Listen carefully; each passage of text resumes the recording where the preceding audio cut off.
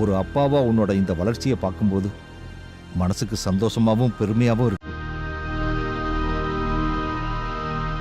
ஆனா இன்னொரு பக்கம் எனக்கு பயமாவும் இருக்கு.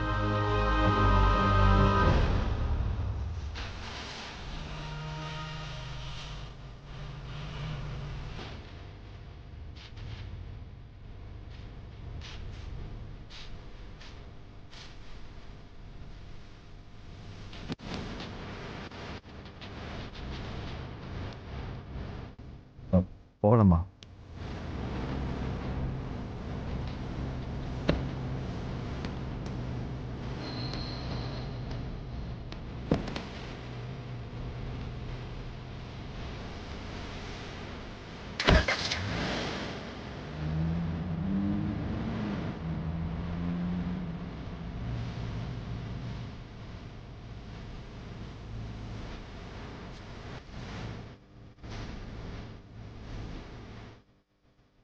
சுந்தரம், அம்மா, பார்வதியோட வளர்ச்சியை பார்த்து நீ ரொம்ப பெருமைப்படுற போல இருக்கு.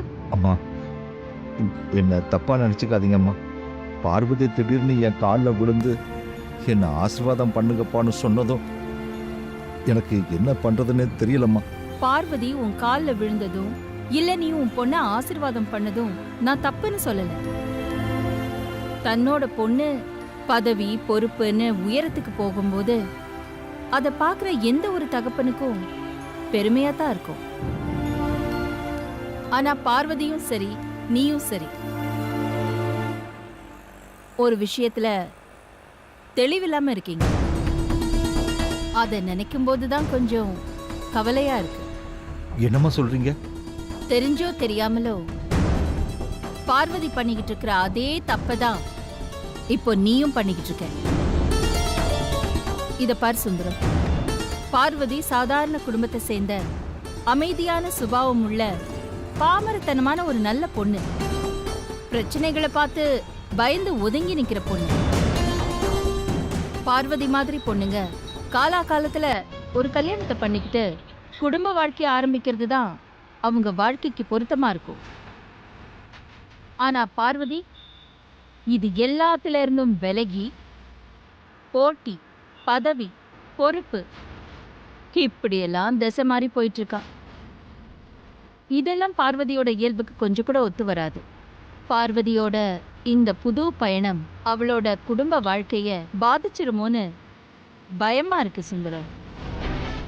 பார்வதிக்கு நல்லபடியா கல்யாணத்தை முடிச்சு அவளை புருஷன் வீட்டுக்கு அனுப்பி வைக்கிறேன்னு நான் உனக்கு வாக்கு கொடுத்துருக்கேன்.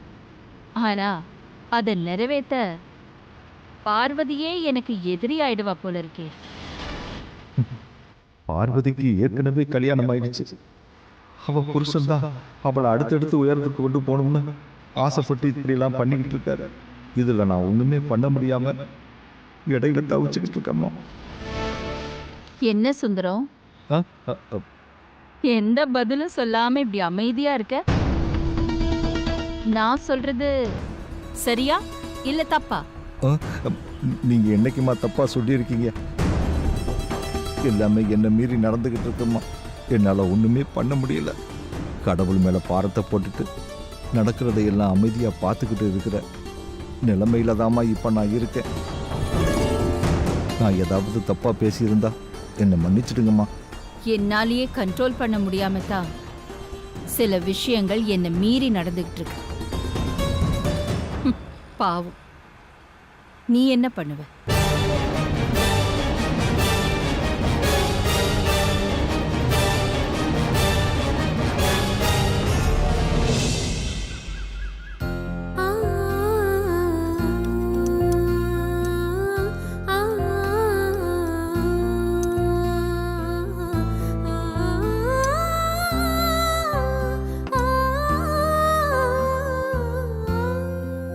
சாப்பாட்டுல இருந்து எழுந்து போய் ஃபோன் பேசினா அம்மாவுக்கு பிடிக்காது. மாமா வேற ரொம்ப நேரமா ஃபோன் பேசிட்டு இருக்காரே, என்ன பண்றது?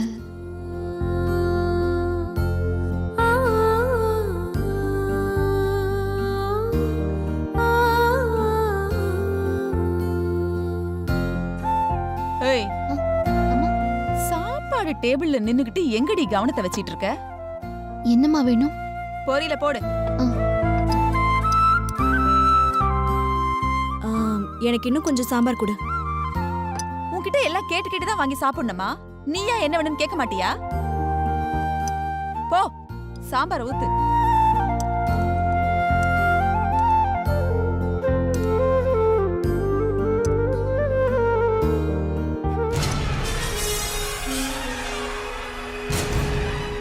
என்ன அகிலா எதுவுமே சொல்லாம அமைதியா இருக்கா?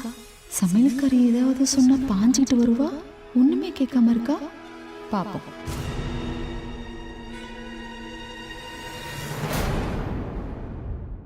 ஏய், என்னடி இது?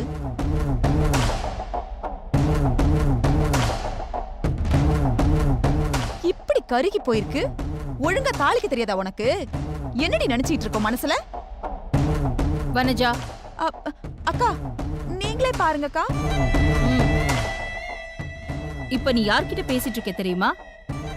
ஆதித்யா குரூப் ஆஃப் கம்பெனிஸோட குட்வில் அம்பாசிடர் கிட்ட பேசிட்டு இருக்க. அத ஞாபகத்துல வச்சுட்டு பேசு.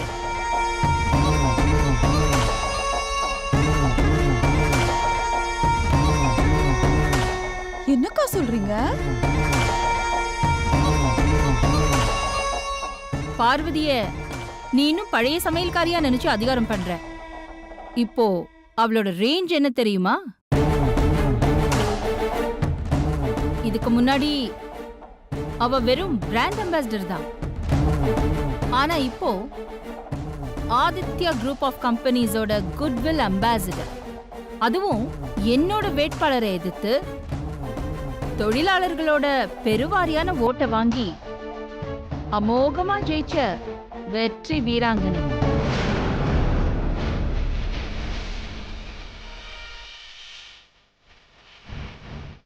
அவகிட்ட போய் நீ பழைய சமையல்காரிய அதிகாரம் பண்ற மாதிரி பண்ணிட்டு இருக்க.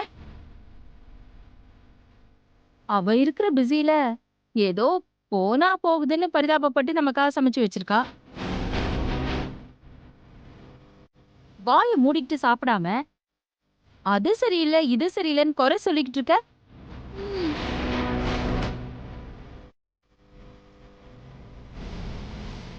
என்னம்மா இப்படிலாம் பேசுறீங்க? நான் எப்பவுமே உங்க பழைய பார்வதி தாம்மா. இப்பவும் உங்களுக்கு சமைச்சு போடுறது தான் எனக்கு சந்தோஷம். தாளிக்கும் போது கொஞ்சம் கவனக்குறைவா இருந்துட்டேன். கருவேப்பிலை கருகினதை நான் கவனிக்கலம்மா. ஏன் தப்புதாம்மா. இனிமே அப்படி எதுவும் நடக்காதுமா. பார்வதி, நான் உன்னை குறை சொல்லல. நீ எதுக்கு ஃபீல் பண்ற? நீ புதுசா பதவிக்கு வேற வந்திருக்க. உனக்கு பொறுப்புகள் அதிகமா இருக்கும். சமையல முன்ன மாதிரி எதிர்பார்க்க முடியாதுன்னு சொன்னேன், அவ்வளவுதானே?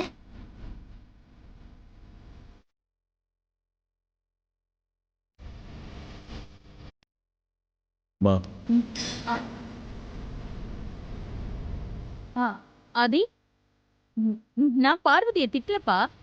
கோவமா ஒரு வார்த்தை கூட பேசல. பார்வதிக்கு பொறுப்பு அதிகமாயிடுச்சு. அதனால நாம தான் அனுசரிச்சு போகணும்னு வனஜா கிட்ட சொல்லிக்கிட்டு இருந்தேன். ஆமா ஆதி, அக்கா என்கிட்ட தான் சொல்லிட்டு இருந்தாங்க. பார்வதியை ஒண்ணுமே சொல்லலையே. மா, உங்களோட ஒவ்வொரு அசைவுக்கும் என்ன அர்த்தம்னு எனக்கு நல்லா தெரியும். பார்வதி மேல இருக்கிற கோவத்தை தான் நீங்க இப்படி காட்டிட்டு இருக்கீங்க. இல்ல ஆதி, நான் கோவப்படவே இல்லையே. வனஜா தான் கோவப்பட்டா. நான் அவளை கோவப்பட வேண்டான்னு தான் சொன்னேன். பார்வதி கிட்ட கூட நான் கோவமா பேசலையே. பார்வதி, நான் உன்கிட்ட கோவமா ஏதாவது பேசினேனா? பார்வதியை பத்தி உங்களுக்கு நல்லாவே தெரியும். நீங்க ஒரு சின்ன வார்த்தை சொன்னா கூட அவளால அதை தாங்கிக்க முடியாது.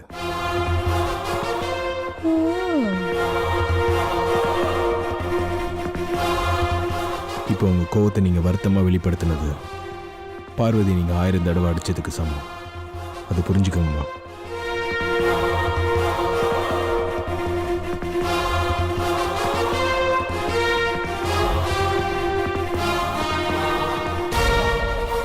உடஞ்சிருந்தா நல்லா இருக்கும்.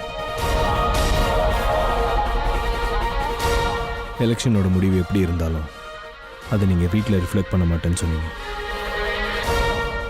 அதை உங்களுக்கு நான் ஞாபகப்படுத்துகிறேம்மா. சரி ஆதி, நான் இனிமே பார்வதி விஷயமா எதுவுமே பேசல. போதுமா?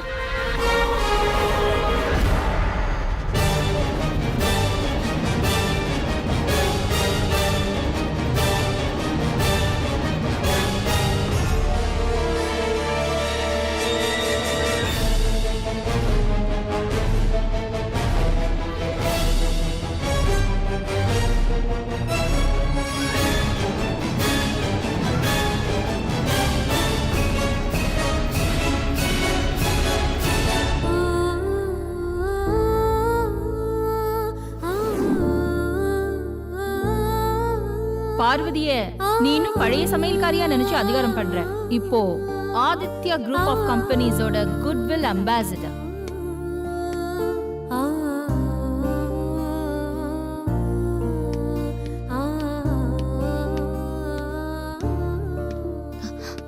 வாங்க மாமா.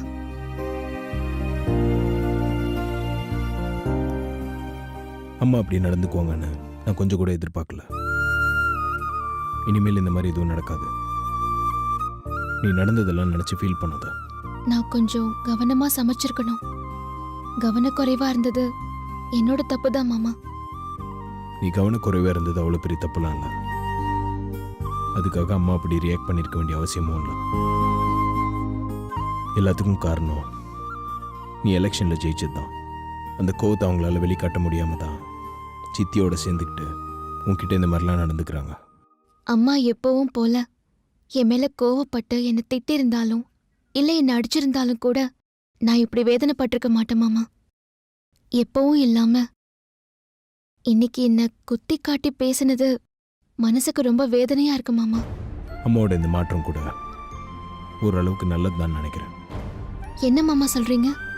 எப்பவும் உன்கிட்ட நேரடியாக கோவத்தை காட்டுற அம்மாவுக்கு இப்போ அப்படி நடந்துக்கிறதுக்கு அவங்க மனசில் ஏதோ ஒரு தயக்கம் ஏற்பட்டிருக்கு. அதனால தான் இப்படி குத்தி காட்டி பேச ஆரம்பிச்சிருக்காங்க. என்கிட்ட அம்மாவுக்கு எல்லா உரிமையும் இருக்கும்போது எதுக்காக மாமா அவங்க தயங்கணும்? நான் எப்பவும் அவங்க சமையல்காரி தானே. இல்லை, அம்மா மனசில் இப்போ நீ சமையல்காரி பார்வதி இல்லை. அப்படி அவங்க ஒன்று நினச்சிருந்தா கண்டிப்பாக உங்ககிட்ட பழைய மாதிரி தான் நடந்திருப்பாங்க. இப்போ நீ அம்மா மனசில் அடுத்த கட்டத்துக்கு போயிருக்க. இந்த மாற்றத்தை தான் நான் அம்மா கிட்ட எதிர்பார்த்தேன். என்ன மாமா சொல்றீங்க? இதனால அம்மா மனசுல இருந்து நான் விலகி போயிட மாட்டேனா? நீ வேலைக்கு போக மாட்ட. உன்னை பற்றி அம்மா மனசில் இருக்கிற வேலைக்காரி இமேஜ் தான் விலகும். அம்மாவோட இந்த மாற்றம் அவங்களோட மனசில் உன்னை பற்றின மதிப்பு அதிகப்படுத்தியிருக்கும். அதனால நம்ம விஷயத்தை அம்மா கிட்ட சொல்லும்போது அம்மாவுக்கு உன் மேலே ஒரு நல்ல ஒப்பீனியன் வர வாய்ப்பு இருக்கு. இதெல்லாம் இன்னும் கொஞ்ச நாளைக்கு தான். நீ மனசை போட்டு குழப்பிக்காம பொறுமையாரு. கூடி சீக்கிரம் எல்லாம் சரியாயிடும். ம், சரிங்க மாமா. இது நீ சிரிச்சிட்டே சொன்னா நல்லா இருக்கும்ல.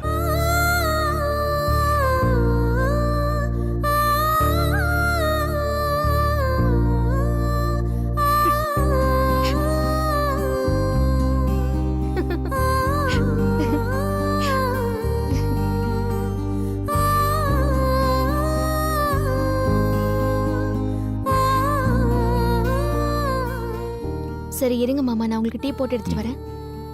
நானும் வரேன். எங்க? தனியாக டீ போட போறல, ஹெல்ப்புக்கு நானும் வரேன். அதெல்லாம் ஒண்ணு வேண்டாம். நல்ல புள்ளையா இங்கேயே உட்காந்துருங்க. நான் போய் டீ போட்டு எடுத்துட்டு வரேன். பார்வதி. மாமா. ஆமா, முதல் நாள் மீட்டிங் எப்படி போச்சு? நான் அதை தான் கேட்கணும்னு நினைச்சேன். அதுக்குள்ள என்னென்னமோ நடந்துருச்சு. எல்லாம் நல்லபடியா தான் போச்சு. கொஞ்சம் இருங்க, நான் டீ போட்டு எடுத்துட்டு வந்து விவரமா சொல்றேன்.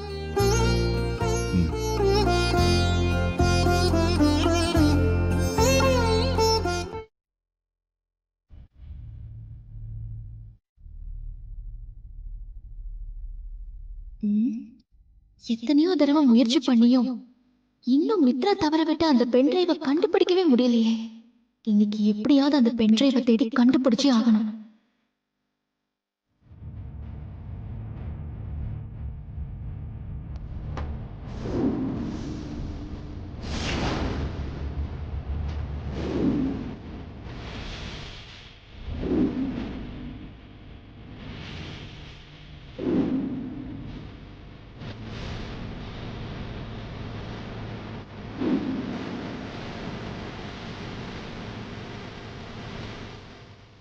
இந்த பென்ட்ரைவ் எங்க தான் போயிருக்கோம்? ஒருவேளை கட்டில போயிருக்குமோ? பாத்திரம்.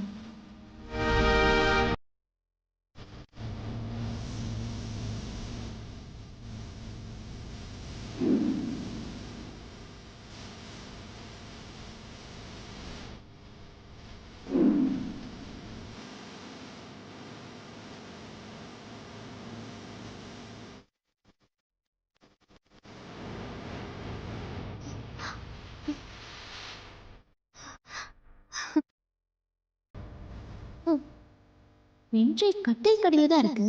இன்னைக்கு இதை எப்படியாவது எடுத்து மாமா கையில கொடுத்துருந்தேன்.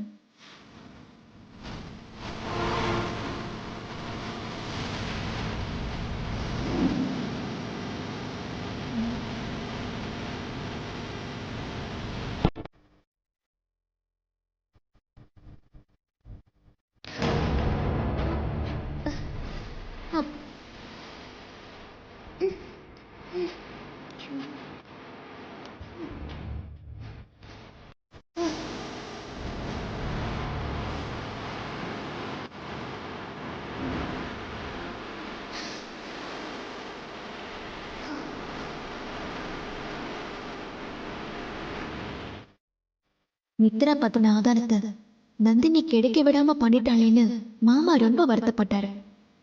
இப்ப கிடைச்சிருச்சு. இத மாமா கிட்ட கொடுத்து மித்ரா ஒரு வழி பண்ணிடுவோம்.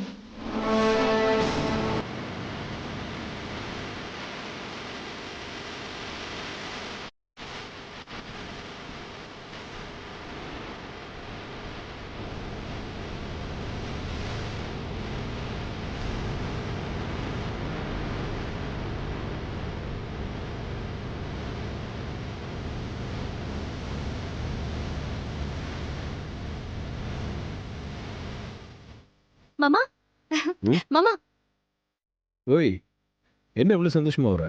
என்ன விஷயம்? விஷயம் என்னன்னு சொன்னா இந்த மாதிரி நீங்களும் ரொம்ப சந்தோஷப்படுவீங்க. என்ன விஷயம் முதல்ல சொல்லு. நான் கும்பிட்ட சாமி என்னை கைவிடல மாமா. இனிமே நீங்களும் மித்ராவை பத்தின ஆதாரத்தை தேடி அலைய வேண்டிய அவசியம் இல்லை மாமா. உன் சந்தோஷத்தை பார்த்தா மித்ரா பத்தின ஆதாரம் ஏதோ ஒன்று கிடைச்சிருக்குன்னு நினைக்கிறேன்.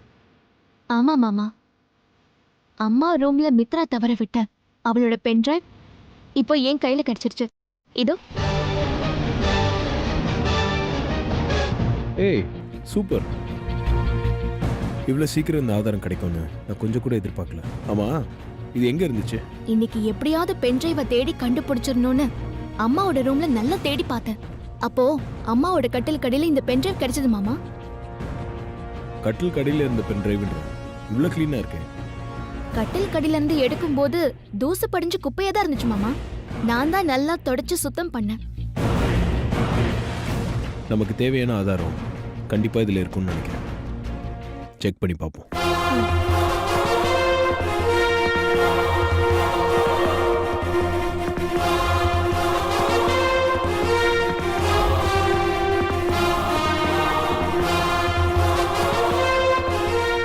என்னாச்சு மாமா? ரீட் ஆக மாட்டேங்குது. ஓ,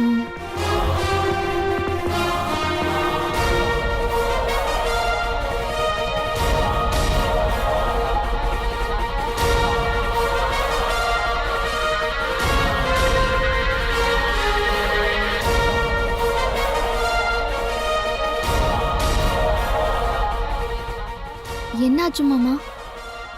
வெயிட் பண்ணு பார்ப்போம்.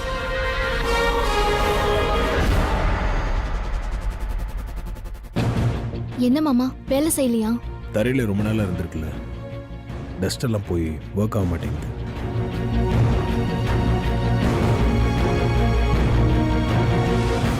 பென்ட்ரைவ் கிடைச்சும் நமக்கு பிரயோஜனம் இல்லாம போயிடுச்சே மாமா. அப்படியெல்லாம் சொல்ல முடியாது. இந்த பென்ட்ரைவில் இருக்கிறத ரெக்கவர் பண்ணிடலாம். அதுக்கெல்லாம் ஆளுங்க இருக்காங்க. நான் உங்ககிட்ட கொடுத்து சரி பண்ணிடுறேன். பென்ட்ரைவ் கையில கிடைச்சதும் மித்ராவோட ஆதாரமே கையில கிடைச்ச மாதிரி சந்தோஷமா இருந்துச்சு மாமா. இப்போ ரொம்ப ஏமாற்றமா இருக்கு. கவலைப்படாத, கண்டிப்பா இதுல எதனா ஆதாரம் இருக்கும்.